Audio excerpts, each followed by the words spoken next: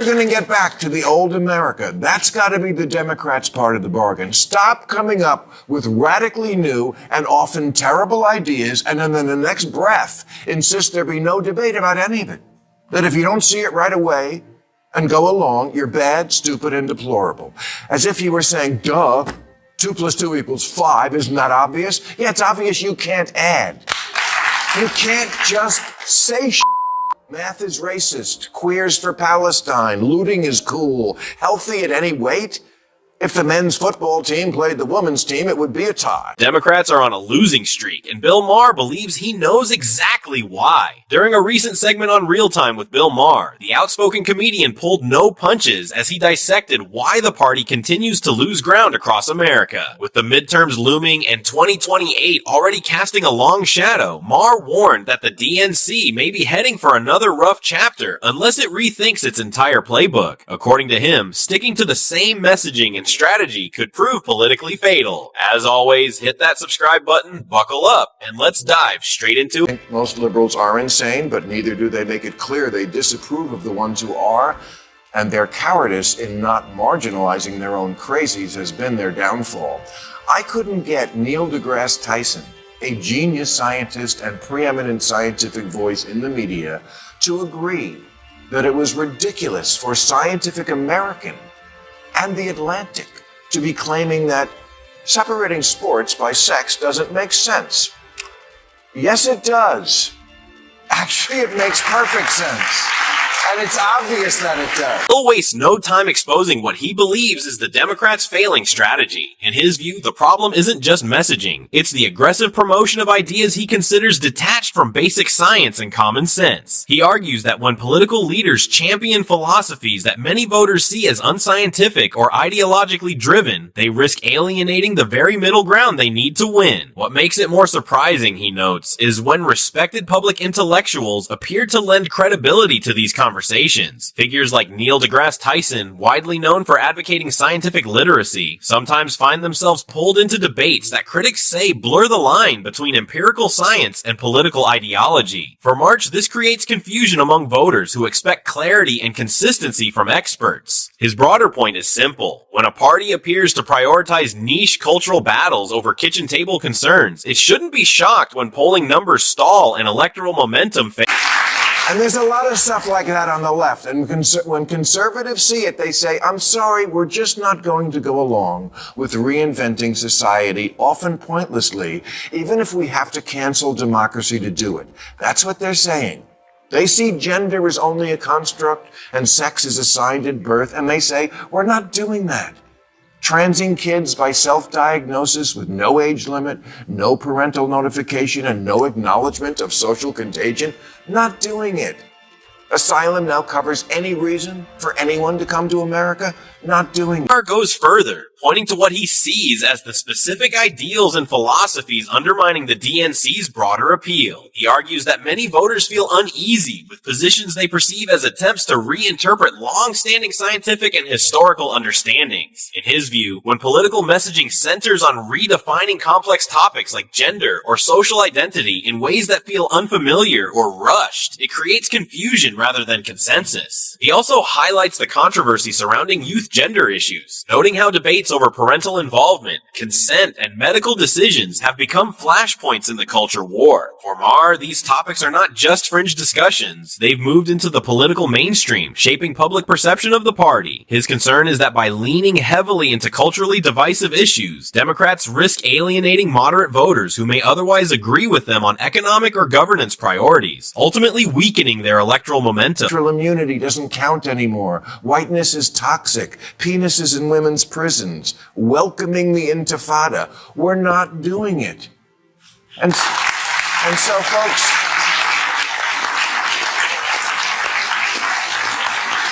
if we are ever going to get back to the old America, that's got to be the Democrats' part of the bargain. Stop coming up with radically new and often terrible ideas and then in the next breath insist there be no debate about any. Maher ultimately calls on Democrats to rethink their approach by stepping away from rigid ideological framing and reopening the door to genuine debate. He argues that political strength doesn't come from enforcing agreement, but from allowing ideas to be challenged, tested, and defended in the open. In his view, many voters feel the party has grown increasingly resistant to dissent, creating the impression that only certain viewpoints are welcome, while others are quickly dismissed or labeled. This, he warns, creates an echo chamber, one that may energize the base, but pushes away independents and undecided voters who value open discussion. Maher believes that if Democrats want to rebuild trust and regain momentum, they must show confidence in their ideas by engaging critics rather than avoiding them. For him, the path forward isn't silence or conformity, but transparency, honest disagreement, and a willingness to confront uncomfortable conversations head on without fear. See it right away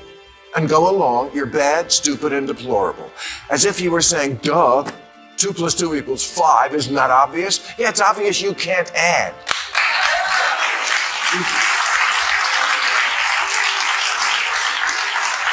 You can't just say math is racist, queers for Palestine, looting is cool, healthy at any weight.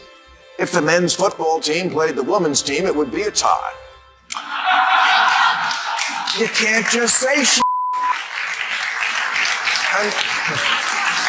Rhetoric coming from parts of the left has become so intense that even longtime liberals like Maher have begun openly criticizing it. What troubles him most is the perception that certain viewpoints are no longer presented as ideas to be discussed, but as positions that must be accepted without question. He argues that when disagreement is treated as moral failure rather than an opportunity for dialogue, it shuts down the kind of open exchange that democracy depends on. Critics say this creates a climate where people fear being publicly shamed or ostracized simply for expressing a different opinion. Instead of encouraging thoughtful conversation, it can feel like pressure to conform. Maher's frustration centers on the belief that persuasion, not coercion, is what wins lasting support. When debate disappears and only one perspective dominates, voters may begin to feel excluded rather than represented. And that sense of exclusion can carry serious political consequences at the ballot box. Going out of their way to post messages on social media about the current Trump administration and what's happening to American lives.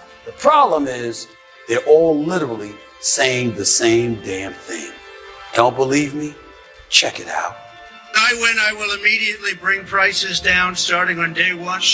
That ain't true. That's what you just heard. Since day one of Donald Trump's presidency, prices are not down, they're up. Inflation is getting worse, not better. The prices of grocery, gas, housing,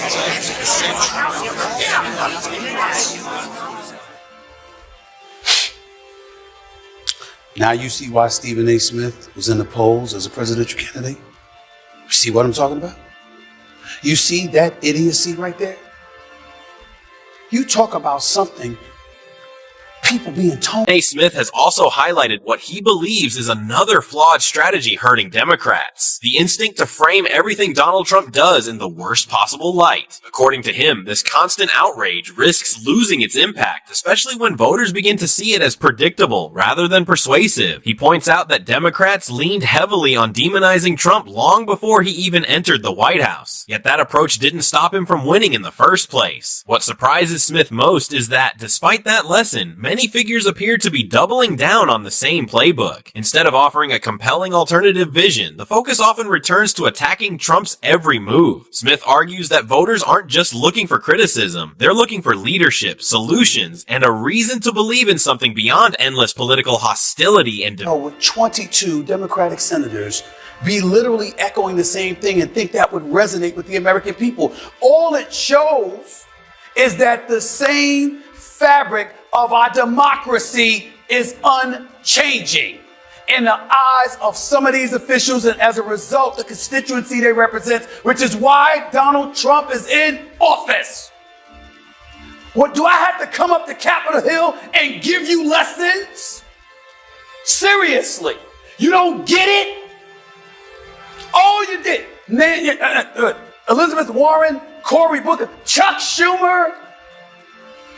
Let's all get together. Let's put this in a prompter, and all together, albeit in separate rooms, we'll grab a microphone and say the same damn thing. And that's what's going to resonate with the American people. And then you wonder why you're no longer in power. Stephen A. Smith didn't hold back as he criticized what he sees as hypocrisy within the top leadership of the DNC. In his view, too much of their public response feels performative, carefully staged moments designed to generate headlines rather than deliver meaningful change. He argues that many Americans are struggling with real, everyday concerns like inflation, job security, and the rising cost of living. Yet the party's leadership often appears more focused on symbolic gestures than tangible solutions. Smith believes voters are far more perceptive than politicians assume. They can recognize when leaders are genuinely engaged versus when they're simply managing optics. According to him, this disconnect fuels frustration and erodes trust. Instead of leaning on political theater, he suggests Democrats need to reconnect with voters on a practical level, address their immediate concerns, and demonstrate authenticity through action rather than carefully crafted public performances alone. Schumer and the typical politicians, inflation is high. Oh, look at them pointing the fingers at the migrants. Oh, look at them blaming immigration. They don't care about you. Oh, by the way, they don't care about this. Well, why would you bother people from the LGBTQ community? Why would you bother folks with transgender and all this? Why would you do that? That is what the Democrats say. That's what most politicians would say. Here's Trump. They're pieces of shit. They don't give a about you. It's rigged. They've hoodwinked you all the time. They think you're a freaking joke. They give you the anytime they want to. Here's Trump. Them. They ain't worth shit.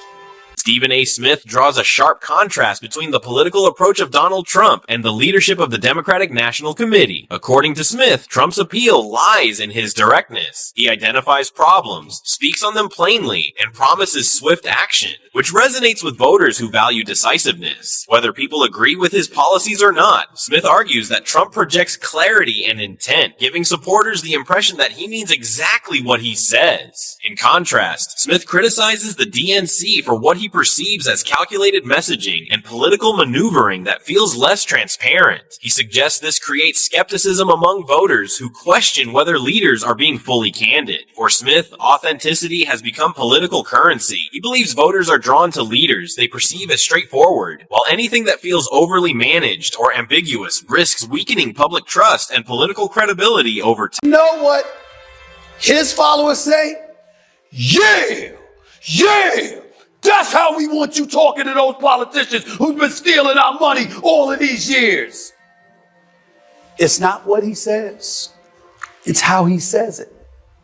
He does it with vitriol and venom to show a disrespect to politicians who the public have no respect for because they feel they've been hoodwinked by those same politicians. He's using it to separate himself from the cesspool that is Capitol Hill. And how does Capitol Hill respond? By showing them they're still Capitol Hill.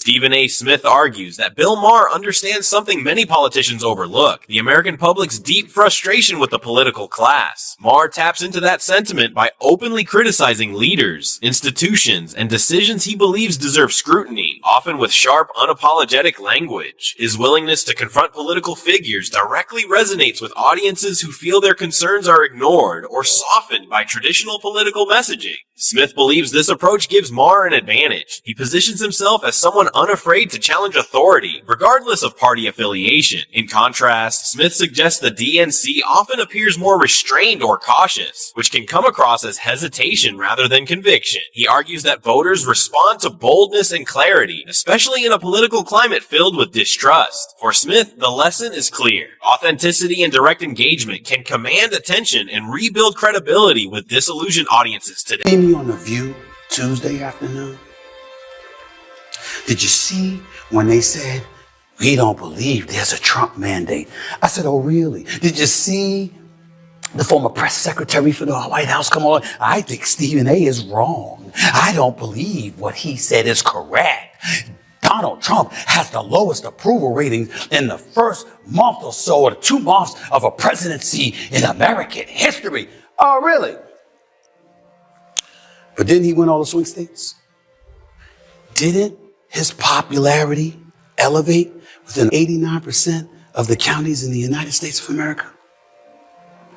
Didn't his popularity elevate within the black community, the Hispanic community, and the young voter. Taken together, the warnings from Bill Maher and Stephen A. Smith paint a troubling picture for the Democratic National Committee. Both voices, coming from different backgrounds, are pointing to the same core issue: disconnect. They argue that voters want honesty, clarity, and solutions, not ideological rigidity, political theater, or constant outrage. Meanwhile, Donald Trump's appeal, in their view, stems from his ability to project decisiveness and authenticity. Whether critics like it or not, the message is simple but urgent. If Democrats continue ignoring dissent, avoiding debate, and relying on performative politics, they risk losing even more ground with everyday Americans. Voters are paying attention, and they can tell the difference between conviction and calculation. For Maher and Smith, the path forward isn't complicated. It requires listening, engaging openly, and rebuilding trust before frustration hardens into long-term political rejection at the ballot box for many future elections ahead. Now today, nationwide soon. And this brings us to the end of today's video. If you enjoyed it, then hit the like button and subscribe to this channel for more videos like this. Thanks for watching, and I'll see you in the next